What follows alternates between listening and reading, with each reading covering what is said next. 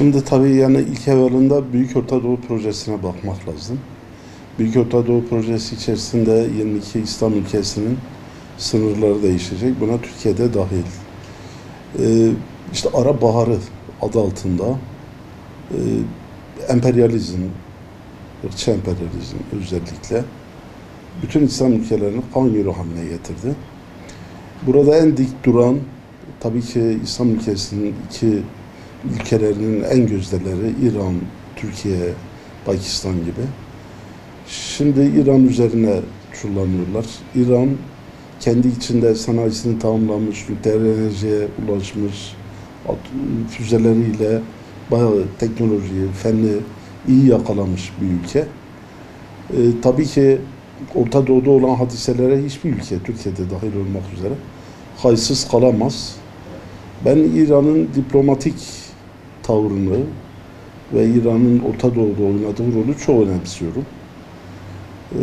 ABD ve emperyalizm Kasım Süleymani'yi çok büyük bir tehdit olarak gördü. Kendi oyunlarını bozan büyük bir figür olarak gördü. Çünkü ABD bu bölgede hep oyun kurucu rolünü oynuyor. İran'ın Kasım Süleymani vasıtasıyla oyun kurucu olmasını bir türlü hazmedemedi. Ve maalesef Kasım Süleymani katledildi. Biz bunu hep milli görüş olarak geçmişte Refah Partisi, Fazilet Partisi ve Saadet Partisi'nde de dünyada sulhun, refahın, huzurun İslam Birliği'nin kurulmasıyla sağlanacağını ifade ediyoruz. Bu noktada Arap Baharı'ndan sonra, Kasım Süleyman'ın şehadetinden sonra sizin de buyurduğunuz gibi İslam ülkeleri halklarının uyanıyor olması, emperyalizmin oyununa gelmemesi, özellikle mezhep ayrıcılığına gelmemesi en büyük bir uyanıştır diye ben görüyorum. Bu konuda bu şekilde değerlendiriyorum. Amerika Birleşik Devletleri biraz önce ifade etmeye çalıştığım Büyük Orta Doğu Projesi içerisinde birçok İslam ülkelerinde üssü var ve askeri var. İşte Küveyt gibi, Suudi Arabistan gibi, Mısır gibi, Suriye gibi, Irak gibi. Türkiye'de de üsleri var. Bu üsler her zaman başımıza bela olmuştur. Şimdi sizin biraz önce ifade ettiğiniz gibi Kürecik'teki gözetleme kulesi, yani tabiri caizse amiyane veya çok mahrem bir tabirle İran'ın yatak odasını biz gözetliyoruz. Yani komşumuzun yatak odasını gözetliyoruz. İran'ın bunu kabul etmemesi gayet doğal. Çünkü Amerika ile İran birbirleriyle düşman, hasım halindeler. Biz de komşu bir ülke olarak yani İran'ı gözetliyor olmamız, buna yardım ve yataklı ediyor olmamızı ben şahsen kabullenemiyorum. Milli görüş olarak da biz kabul etmiyoruz. Ve şimdi geçtiğimiz gün Cumhurbaşkanı gerekirse üsleri kapatırız dedi. Fakat Pentagon'dan, Büyükelçilikten, Amerikan Büyükelçiliği veya Dışişleri Bakanlığı'ndan bir açıklama yapıldı. Biz Türkiye'deki üslerimizi özellikle İncirli'yi yenileyeceğiz diye. Yani o ifadeye karşı böyle bir ifade. Bu hakikaten büyük bir zillet. Yani Türkiye'ye adamlar Muz Cumhuriyeti olarak kabul ediyorlar. Halbuki Türkiye Osmanlı'nın bakiyesi, İslam aleminin göz nuru bir ülke. Bu ülkemizin bu durumlara düşmemesi lazımdı. Ve ben şahsen NATO çerçevesi içerisinde ve ABD ile birlikte bu durumun birlikte tekrar gözden geçirilip yani takılması gereken tavrın takılması lazım ki Türkiye bu şey içerisinde huzur içerisinde olabilsin, komşularıyla herhangi bir problem çıkmasın. Büyük Orta Doğu Projesi ifade ettiğim 22 ülkeyi kapsıyor. Bu işe Arap Baharı demokrasi ve özgürlük diye başladılar. Şimdi terminolojiye, kavramlara çok iyi dikkat etmek lazım. Yani kavramlar o kadar seçici davranıyor ki, insana o kadar tatlı, şirin, sıcak geliyor ki. Demokrasi ve özgürlük, Arap Baharı. Ama giden ne demokrasi ne özgürlük. Ne Tunus'a, Cezayir'e, Mısır'a, efendime söyleyeyim, Irak'a, Suriye'ye hiçbirine ne özgürlük gitti ne demokrasi gitti. Düşünebiliyor musunuz?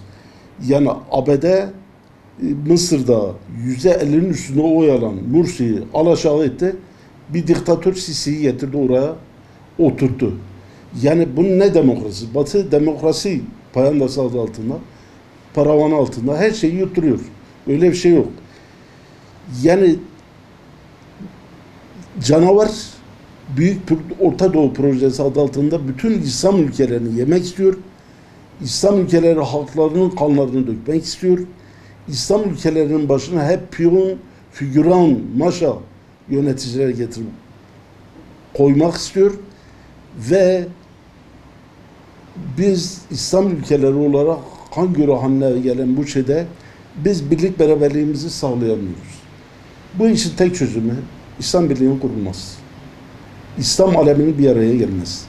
Fakat burada emperyalizm, ırkçı emperyalizm o kadar yumuşak karınları kaşıyorlar ki ırkı problemleri, mezhebi problemleri hep gündeme getiriyorlar. Bununla bizi birbirimize kırdırıyorlar.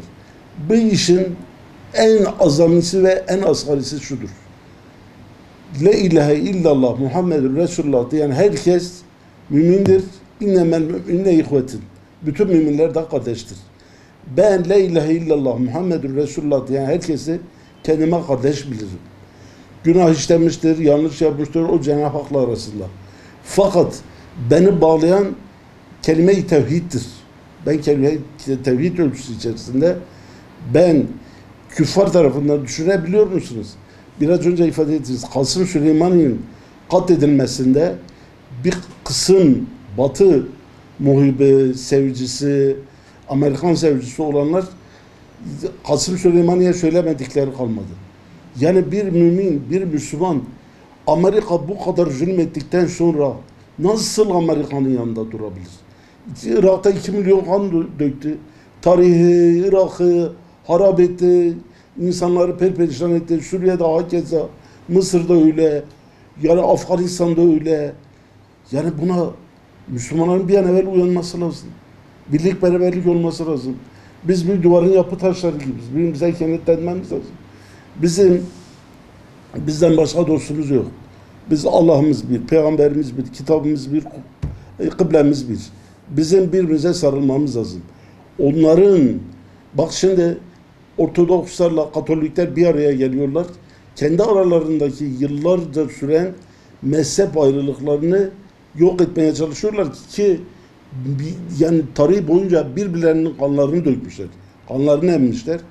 Ama biz Müslümanlarda bu şekilde bir saflık var. İnşallah bu uyanışa vesile olur. Sizin dediğiniz gibi bu son hadiseler Müslümanların uyanmasına vesile olur diye düşünüyoruz. Bunda tabii emperyalizmin medya gücü, dezenformasyon gücü çok fazla. Bizim bunu insanlarımıza anlatmamız lazım. Ben de hayretler içerisinde kalıyorum zaman zaman. Böyle Amerikan taraftarı, İran'a karşı çok şiddet veya Şia'ya karşı biz ehli sünnetiz. Ama yani biz neticede Müslümanız ve Amerika'nın bu bölgede kan döktüğü kadar okyanus ötesinden geliyor. Burada bu kadar kan döküyor, bu kadar yıkıyor, yakıyor, harap ediyor. Bizlerin uyanması lazım. Şimdi Erbakan Hoca eğer bir gün duyarsanız ki ABD Siyonizm Suriye'ye gelmiş, sıra Türkiye'dedir. Bir gün eğer görürseniz, duyarsanız ki İran'a gelmiş, sırada Türkiye vardır. Ve bugün kıskaçlar aldı, sırada Türkiye var. İşin özü şu, Irak'a ABD müdahale ettiği zaman Türkiye'nin dik durması lazımdı. Biz Irak'la sarı öküzü verdik. Ondan sonra Suriye, sonra İran, sonra Türkiye. Buraya geliyor.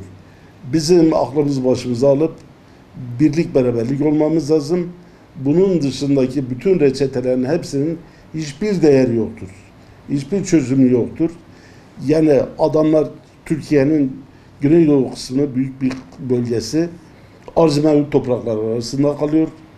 Yani Tanrı'yı kıyamete zorlamak diye ABD'de bir kitap çıktı. Bunlar Tanrı'yı kıyamete zorlamaya çalışıyorlar ki bu gelecekte Türkiye'nin başına bela olacak diye görünüyor. Bakın Barış Pınarı hareketi başlattık.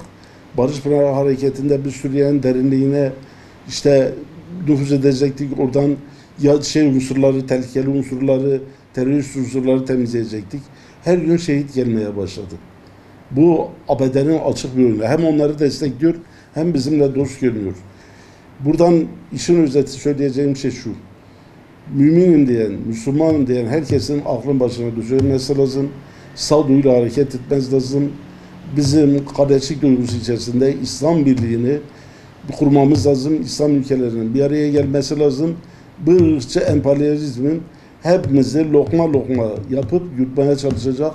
Bizim bunun için yani mümin ferasetiyle, Müslüman ferasetiyle, basiretiyle hareket etmemiz lazım diye düşünüyorum.